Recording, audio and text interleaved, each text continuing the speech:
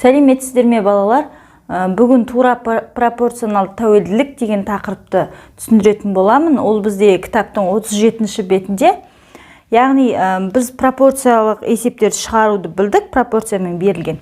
Енді соның ішінде есеп екі түрге бөлініп кетеді, байқасаңыздар. Мысалға, егерде бір тіктөртбұрыштың ұзындығы 9 см болып өзгеріссіз қалып, ені өзгеріп отыратын болса, ауданын қалай табуға болады? Егер ені 1 см болса, 1 см, онда ауданы 1-ге 9 көбейтіп 9 см квадрат болады. Ені 2 см болса, 18 болады. 3 см болса, 27 болады. 4 см болса, 4-ке 9 көбейтеміз, 36 болады. 5 см болып ені өзгерсе, онда ауданы 45 болады. Солай 6 см болса 54 болады.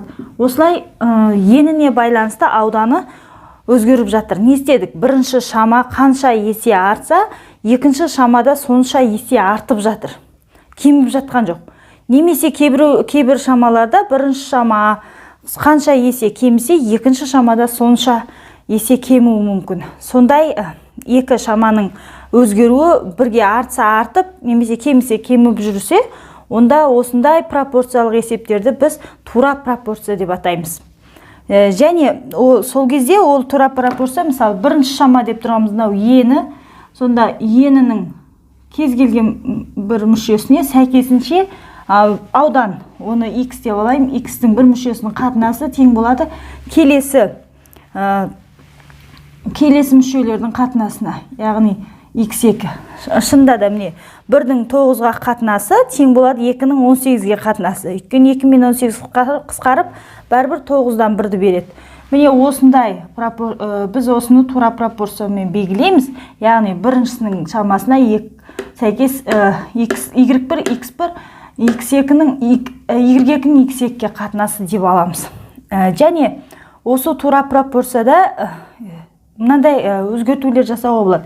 Яғни бірінші шаманың кез келген екі мәнінің қатынасы, мысалы y1-дің y2-ге қатынасы, ол екінші шаманың сәйкес сондай мүшелердің қатынасына тең болады. x1-дің x2-ге тексеріп көрейік. Мысалы, бірінші шама 1-дің 2-ге қатынасы тең болу керек екінші шаманың сәйкес шамаларының қатынасына, яғни 9-дің 18-ге қатынасы. Шында да қысқарсақ 2-ден 1 болады.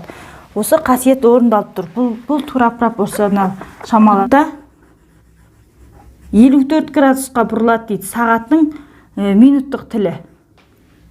Олай болса шығару керек, сағаттың минуттық тілі қанша уақытта 42 градусқа бұрылады дейді. Яғни мына жердегі уақытты табу керек болып тұр. Сәйкесінше міне бұлай. 9 минутта 54 градусқа бұрылса, қанша уақытта ол 42 градус болады. Осы жерде біз осы тура пропорционал шамада бұлай білеміз. Егер 9 минутта 59 болса, 42 деген не істеді? Градустық өлшемі бұрыштың кішірейді, яғни кеміді. Онда кемсе, оның минуттық, яғни сағаттың тілінің ашылуы да азырақ уақытты көрсету керек деп, өзіміз алдын ала жорамал жасаймыз. Шында ғой енді. Градустық өлшемі кемсе, сағаттың минуттық тілінің ашылуы да кішірейді. Онда оған сәйкес келетін уақыттың да өлшемі кішіреуге тиіс.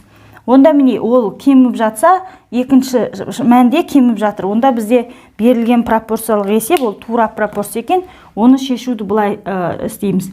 Осы тұрған бойында қатынастармен жазамыз. Мысалға, 9-дің x-ке қатынасы, 9-дің x-ке тең болады 59 градустың 42 градусқа қатынасы дейміз. Сонымен x-ті пропорцияның есептерді шешудің әдісі бойынша 9-ға 42-ні көбейтеміз, 59-ға бөлеміз. Мұнда 54 екен ғой. Бөлінбейтін сандар қойып қойып. 54. Мұнда 54. Енді қысқартамыз. 6, 9, 54. 6 қалады, 6, 7, 42, 1, мұнда 7 қалады. Яғни x-тен 7 минут. Яғни сағаттың минуттық тілі 7 минутты көрсеткен кезде ол 42 градусқа ашылады деген сөз. Тура алған пропорцияны сол тұрған орны бойынша өзгертпей жазып, ары қарай айнымалыны таптық. Ал балаларына екінші есепті айтады. Шие тосабының 2 бөлігі қант, 3 бөлігі қант, 2 бөлігі шие болса дейді. Онда 8 килограмм шиеге қанша килограмм қант қосып біз шие тосабын дайындай аламыз дейді. Онда осы қатынастардан пайдаланып бірден жазуға болады. Алдымен шие 2 бөлік болса, қант 3 бөлік. Бұл шиенікі, мынау қанттікі. Ары қарай, шие бізде 8 килограмм. Онда қант неше килограмм? Соны жаза салуға болады, x деп. Енді x-ті табу үшін 3-ке 8-ді көбейтіп 2-ге бөліп тастаймыз. Сол кезде қысқарады 4, сонда x тең 12 килограмм. Яғни бұл жерде қандай тура пропорционал жүріп жатыр? Яғни 2-ның 3-ке қатынасы, яғни мына жерде қатынас саны артып тұр. Артып тұр деген жоғары қаратып жазу керек екен ба?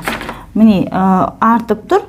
Ондай болса, табылатын жаңа қанттың мөлшерде артық болады, себебі көп бөлігі қанттан тұру керек болып тұр ғой. Онда міне қант 12 килограмм екен. Келемдейді. 2 тігінші сондай жылдамдықпен жұмыс өнімділігімен 9 күнде неше көйлек дайындауы мүмкін дейді. Бұл есепке қарасақ, тігіншілердің саны кеміп жатыр. Яғни 4-еу еді, 2-ге азайып қалды. Күні де 15 күнде 9 күнге азайды. Онда өзі тігіншілердің саны азайса және жасайтын күні де азайса, онда жасап шығаратын көйлектің саны да азаятыны ол табиғи. Сонда бізде, яғни бір шама кемігенде екінші шамада кеміп тұр, онда бізде тура пропорция бар деген сөз. Онда тұрған жерінен істей беруге болады. Мен бұны бірінші сабақта көрсеткем. Яғни x-ке көбейтілетін шамалар осылар, y-ге көбейтілетін шамалар міне. Осылай айқыш көбейтеміз. Сонда 4, 15 көбейту x қалады мына жақта. Ал келесі жартысында 2, 9 және 23 көбейтеді. 2, 9, 20. Сонымен x тең 2, 9, 20-ны қалдырамыз. Астында 4 пен 15 бар. 4 пен 20-ны қысқартымда 5 қалдырсам, 5 пен 15 қысқарып 3 қалады. 3 пен 9 қысқарады. 1, 3. Сонымен x тең үстінде 6. Яғни 6 көйлек дайындайды екен. 2 тігінші 9 күнде 6 көйлек дайындайды.